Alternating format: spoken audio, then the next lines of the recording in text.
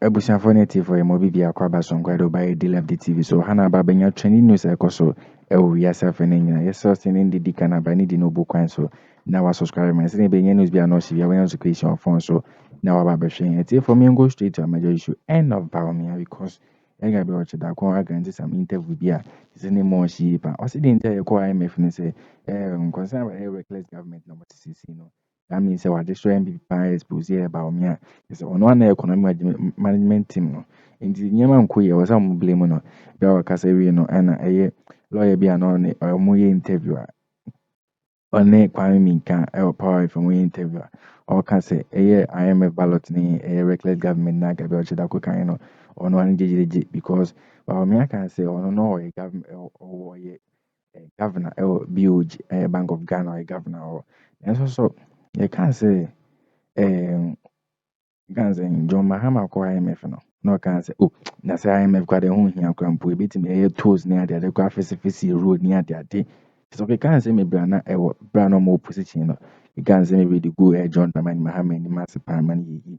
we no can be about Cecilia da pasa gano galamse saga and say maybe no aka interest that come on ni nkuti about that kon some kakra and interview be a course about between lawyer B and Minkah or come ni nkuti netie ne nsɛm na ɔma asoɔ no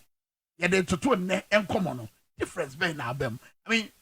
talk about recklessness talk about see bobo busian bebree yes say yes kasɛm talk about suspicion of criminality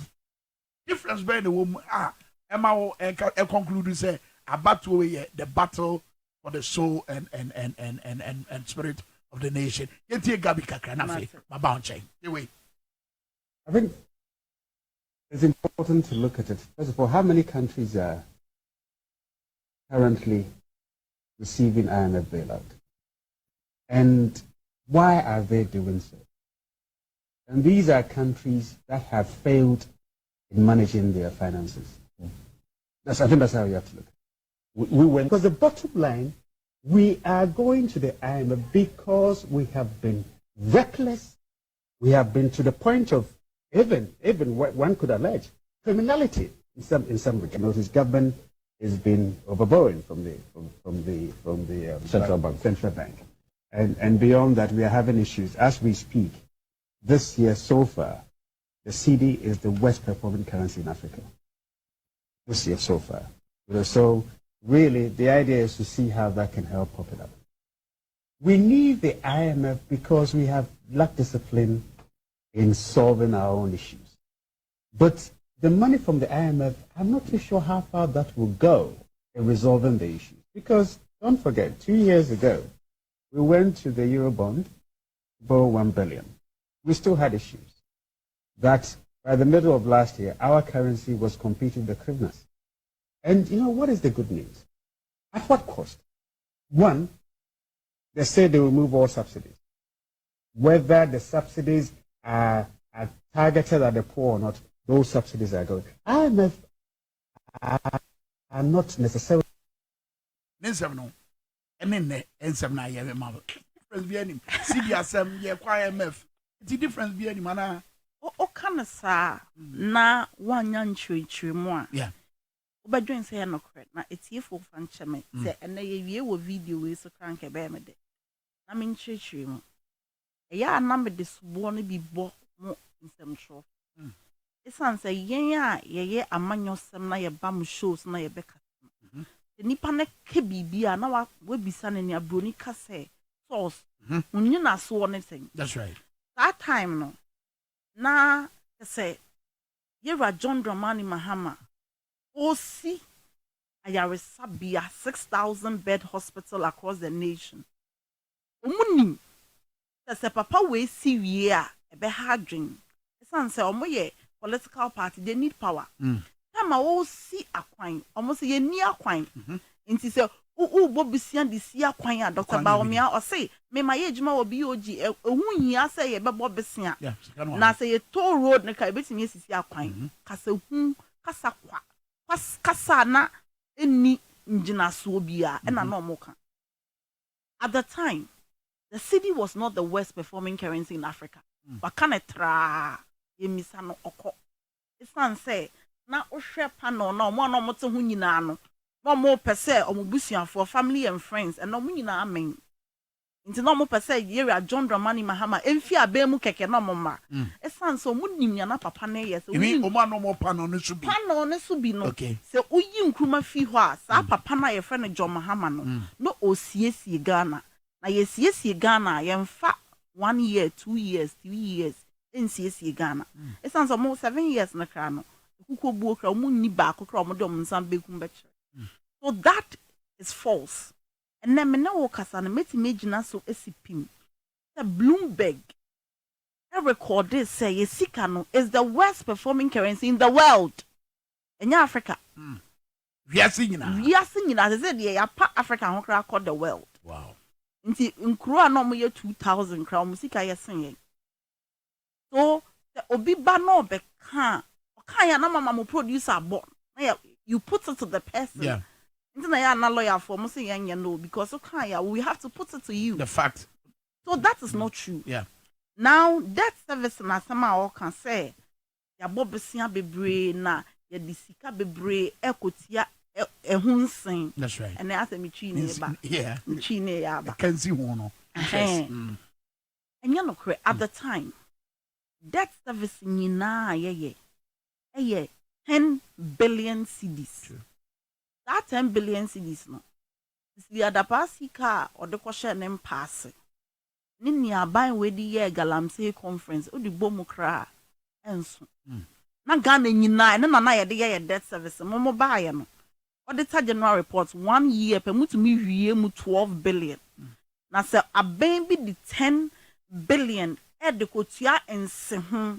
because abob besia a odi ye kuro ni year utumi kotena TV so ka say it is wrong ene asika no na mo wia de hye mo botom nti aban na ode sa besia no esi ayaresabia edi ye akwan ye beba the nitty gritties of the achievements they say insuo ode ye 70 million barrels of water a day me say sector bia na ne ye me ni say ye go around the country ubedru constituency bia no omunsuo omo kanea omo yaresabia omo suku ese nyama ye di kura kuro no ni nyina NDC aban ene de mo constituency ba kumpo nse no enyo no ena na oye in charge of the economic management team anadie se opapa ewu no so wada wo na ekombedo se eba ne se ade a mo anya kra o se maye ono na me se me compile Dr. BAWUMIA nsem o kan ya eye ntro nkwa enya manifesto promises so nsem o kan ya eye ntro nkwa eye 21 ntro nkwa waka as vice president I will do this any of my manifesto mu cry 21 me nkwa me compile me nwie bebi amedi akodu no me nya adaja me san to aso wow the man has integrity deficit enya sa aden President Mahama ono ofiti preoccupy no be president so no a vice president okay until let's compare his record to your record because if you are saying say you were not given the leeway and yet he was also not given the leeway but with the little chance what did he do what did you do NPP for nya chom ne ntro ntino enne me de ya na me hu say omenim egu ase esan say na do ne BAWUMIA no mu dwom enum nti se unim se udi leader bia odwa nanum echi a ene oka na mo so magye so aboso afi oba ya wentimi ameye no I was say excuses when you're a friend of flimsy excuses we ejima of corporate organization and you can say we don't measure by effort we measure by results that's right and yes na you say be proud them ha ebetimi ehun so kita praye ebetimi akọ up and down say be na on praye nso ye hu say unkwa akọ be 5 times. See, we don't measure by effort. What are the results? Okay. And then no kasa no. You could not say. Ahotre abano. And yet NDC for nkwa na ahotre no abom so. And ne sorry messages omo na unim so omo ferry omo ntimi misaska kra bisaska. Omo de ferry na tunchen because baby akom na kodru no. And ne youth omo your formation omo ntimi did 3 times a day. Yeah. Utimi ni obi kasa young women intino so be for frɛ me pese me ba no nyɛ te sɛ wo we school 4 years until me nyɛ adwuma we school 3 years to the bia obo age crash ma no mu hu so no ba no nyina aka ye age mate so until me nyɛ role model. We have a national security crisis on our hand. Na nia ye hia aye unim se anka mo ba first term na mo ye investment. Anka almost second term no omo be repeat the benefit. Nanso first term no be kaya covid sika ba ya na wo se yentena sen dream say eh sika ebebe ye ncheche ye bi da nti se sika ya ba ya de be obi a yetimi nya covid a etumi kum nkrofo etumi kum wa we no na professor Frimpong Boateng wa sense ma kuzetu ablako faban no lawyer e ka wasan kaka no we no ka se o presi e John Dramani Mahama o ne Sarage Hospital na ada de okusi ya e ka se BAWUMIA ba monte me kan Sarage Hospital no mo describe ya shim do Mahama describe ya shim do kono dia ngot se tan be sibe yi by medical city it's kan zaman enya se me keto and just up to now original program for munsi Obi esi Sarage Hospital o ka chen se o describe be shim do kasa scan betin yesi Dubai medical city we need sama BAWUMIA kan fi bi adwam ebe na o kwasa na kan say na dango kufado criticize John Mahama or hardship na ewo no because now so ton so den because such is 150 pesos packing 150 pesos but now better be as be 10 and 5 cents one good size can 90 minute pack and so me for na mo 2 cedis when you 4 sachet what as that 2 cedis or I think so the 40 pesos was a bit man to pack such as me see when you had a lawyer and can't just walk over or blast the AMP for they come in good in a bar and then court to China. ni hwa ya kwa omo se omo kanea uyi nkruma mu fi hwa ne kaaye under the Fourth Republic NDC kana na ye disika na ye ene would more than 90% of your tax revenue ena udi tua debt service na Gabby ena on bekasa the Gabby ye be ma no se o te economics ase ene ye here the biggest economists to analyze the shambolic state of our economy. In some bekasa now mo explaining that between 10 billion a this service debt,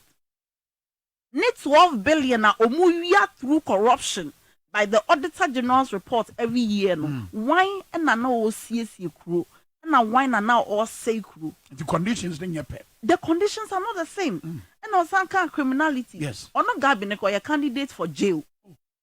Or no Gabby no. PDS scandal. Or no Gabby PDS scandal. Now I'm saying and ye ro kudwatoa anka mu san bo a GRA chrono. Yes. Or he a contractor criticize ye or say or no mo ba power mo be chi yera John Dramani Mahama and e ba power. Mo ba power no ono no odi enum se sa sika na o say enye we na bind the car ye nti wangalam say ankrofo ye enya Gabby na say ofrefre ana Gabby ne ye hibio nti eya amoma ye nka ne e be ma Ghana fo we mo no it was just by circumstance. In the era of 2016 na yera John Dramani Mahama SAC Ridge Hospital me chiba ko ye ne surgery e wo Ridge Hospital. Okay. Nti minya kwan dan de bia ye ko ho o si Ridge Hospital UGMC de ko ho as wo Israel me kai pa se yera BAWUMIA ka se sika na yera John Dramani Mahama DC sa hospitals mienu we no Yeah. obetumi de senior ono ka no Dubai Medical City na me no kasa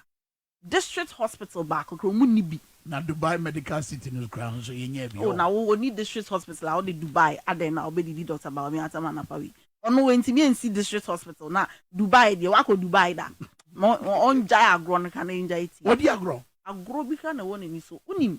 ayese ya ha no ya tete yen se penyi ya bone kra menka nti omo de omo age na yese menka penyi ya bone a nanso ukọ amaman a e wo se openyi ya bone a ye kana ya obeyi ano na anka obi to say Dr. BAWUMIA onkofa form titiri pedifo ya to mu so aba so mo be so me ye ampa anka obi to say BAWUMIA onkofa krata so okoye MP usa nanka wakoye because the system will not allow you but ahano akoye say ya na ebusia asem emfa ho ene ya asem no NDC NPP a na ya boni nyina frame na se obi anti ase na akoye me asantini me nkrani me aigbeni nti eya na nyama ni nyina bubom ba boni be na BAWUMIA di boni a BAWUMIA di se ene ahokyere a abakurom eno a mete ho na me ye talk of sanitary pad na nka ye turn to cedi 50 pesos that time no ye lectures and ye none of Kesi when the fundamentals are weak the exchange rate will expose you when you tax a nation you run into a cyclical downward spiral abrofa Kesi eyi untiasi a meaning bi enimu no na ye 2 cedi 50 kosia create ba ko a now ye ma ye chema ye medical school na 12 cedi and na ye 55 cedis and no kra wakoto no wo poultry farm kosia create ba ko ebi wo ha 60 cedi 70 80 kra depending on the size sanitary pad and 20 so wa wo na o ma ye 3 girls and every month apart from aduan no beto sanitary pad 60 cedis yeah enye no pe pure water na ye no na do no e campaign no pure water na ye twa ne picture say no de abeto na wakocho ba na wakodidi that time bag ni nya na ye to no 1 cedi 50%. And we are 4 na mo beto pure water mo ngita 2 cedi am ntumi nto 4 pieces because pack na ka 10 cedis na me kanompo enanka ye bia edwumayefo aketu aya tumu a mo betumi ato ade we no kra na nyi na me no kasa for the first time Ghana for to kania omo betia almost 22% matese nkofo akeka 15% VAT enye 15% VAT yet almost 22%, 21.9%. That's right. Omobetia 2.5 get fund levy, 2.5 NHIL, 1% COVID levy, and sana wabetia 15%. We are calculation by near brofo friend the cascading effects no yet 21.9%. Ninyina ya BAWUMIA boni as head of the economic management team. Ya won't show and say, yeah, I buy way by a new taxes for the by a April 26. Taxes are no mo say enye inti omo besesa no ene omo extend o calculate ya in addition to nia no mo say yera jo mahama nia wo ye ne nya ye die entimi home no omo di more than 50 taxes na beto ye so na beto ye so ayetua na nkrofo we ye nkrofo a omo timi bu man but I touch your former works and housing minister say yentimi mfa so bone mo BAWUMIA sa fi say no wonye wonim no na woda otan kru emu and I flip to the other side and so the enim I was when you tria and they say BAWUMIA bra would dim cream say Frankatrini no obetire say one of the agree for na agree no for no and no the benante sabre ya wabeye Frankatrini ama NPP ama yukoro does it not make a difference agrobi na wo NPP fo ni so ya no mo ka say Ghana fo no e bia say yente brofo atwi nso yente e bia ye brofo no na enye nto mo ka brofo yente ase a yente twi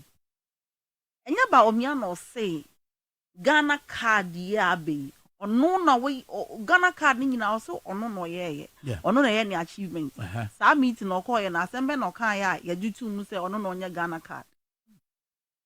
eyi GPS Ghana Post ya ye ntimi nyusu a ye ko say 60 million cedis a ye sike nyina asay ene Ghana ni bi eni ho use Ghana Post ye nyina say obe use a Google Map and obe frame esi ewo no junction mama direction obi anyusu sa Ghana Post o say ono no ye nti sa meeting be no call ya ye man ne ye sa Ghana Post nenso ne eba no economy na ede ahoto be breti mamfo no o say no de wankasa enyo no no call Peace FM ko ka say eni say ye taxi momo ya momo to no ni say na o taxi momo a ehia for na de o moko for any information about your community for permas I want to say my kosama Gabby ochela kwa make you time blast NPP before any BAWUMIA over a reckless government or more a rule you know just an a breaking news because NPP when he be kwa ba bonten atachi ane nkrofobia kanwa o makase nkomuji e kind of rat fewer kana o beto o ajijireje esa o in say baby a twem no na I think say BAWUMIA ba bonten make kan so no government governor ɛwɔ BOD ate sɛ bagon Ghana no nti IMF na ɛyɛ twom hama plɛ kɔ no kora so bi ɛno so ɔno nka wɔ so bi anka to ɛyi na nka na fesi road ni ata churches we kind of some easy isi adapa ho saga no nso so ɛyɛ lawyer bi ba abɔnten mekeka ho nsɛm kakra balance saga no Professor Frimpong Boateng ho nsɛm bi ɔkɔsɛ to bɛto abɔnten no ɛyɛ lawyer yi ɛka nkakra owie no President John Dramani Mahama ɛwɔ ne hospital na ɛyɛ Ridge Hospital na osi ni ɛwɔ Accra no ɛnso so ɛyɛ BAWUMIA ba abɔnten bɛka sɛ nka ɔno deɛ nkɔpɔ de sɛ ɔde sɛ sika no ɛbɛsi ɛyɛ Dubai Medical City ne adeade ɛyɛ Dubai Medical City na ɛwɔ yɛmfa obiara hu baabi a ɛsi ɛnso so ɛyɛ BAWUMIA na ɛmu no kyerɛ sɛ ne nsɛm na wɔka no ɛsɛ ebu kam no so ɛfiri sɛ ɔmo ankasa ɔmo si one regional hospital kora mpo a yɛbɛtumi de yɛn nsa kora tenten so kora mpo wei ne nsɛm a ɛyɛ nsɛm a wɔto gya ɔsɛm ɛtiefo ɛma mo te saa nsɛm wei no wadwinkyɛn bɔ comment section afei nso wobɛtumi so ahyɛ mo adamfo so anya bi ahwɛ subscribe ma ne di no bo kwan so yɛ biribi atɔ ba yɛ di